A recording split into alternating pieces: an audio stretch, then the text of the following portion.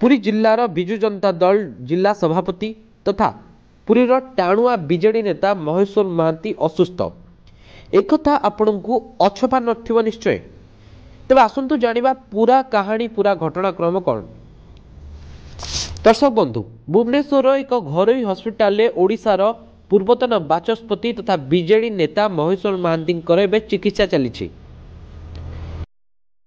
October 31 तारिख संध्या समय पुरी सहरर विभिन्न अंचल गजलक्ष्मी पूजा कमिटी भ्रमण करथिले पुरीर पूर्वतन विधायक तथा मंत्री महेश्वर महांती। सही समय हठात सामान्य असुस्थता अनुभव करथिले से परे अवस्था गुरुतर हेबारु तांको संगे संगे भुवनेश्वर एक घरोई हस्पिटाल को स्थानांतरित करा जायतिला।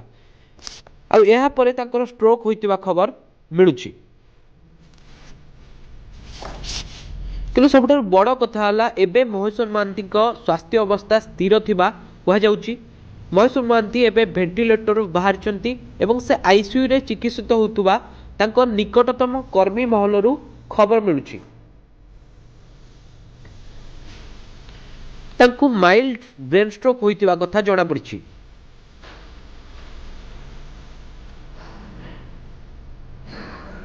दर्शक बंधु, 1995 मसीह लगातार भावे महेश्वर महांती पुरी विधायक भावे निर्वाचित होई आसथिले।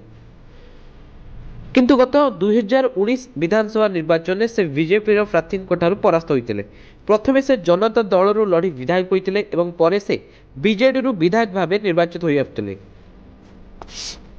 खाली विधायक नुहे, राज्य सरकार मंत्रिमंडल आईन मंत्री, पर्यटन मंत्री, राजस्व मंत्री एवं विधानसभा बाचस्पति दायित्व को सफलतार सहित से निर्वाह कर सारी।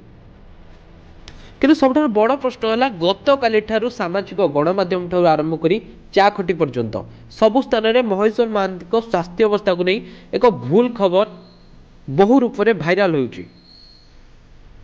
मोटामोटी भावे कहवा गले महेश्वर महांती वियोग होता एक गुजब एवं सामाजिक गणमाध्यम मुख्यतः भाव शेयर करा जाउछि।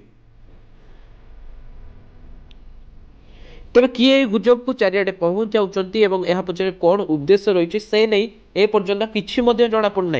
किंतु जेतिके आमे महेश्वर महांती निकटतम व्यक्ति आरंभ करी तांकर जो मुख्यतः आगधाड़ीर कर्मी माने रही जो खबर आम नेवा चेष्टा करूँ से जो खबर मिलता महेश्वर महांती स्वास्थ्य अवस्था स्थिर रही एपरी शुणा मिलूँ जे आगामी दिन में हैदराबाद को अधिक चिकित्सा स्थानांतरित करा जाय पारे।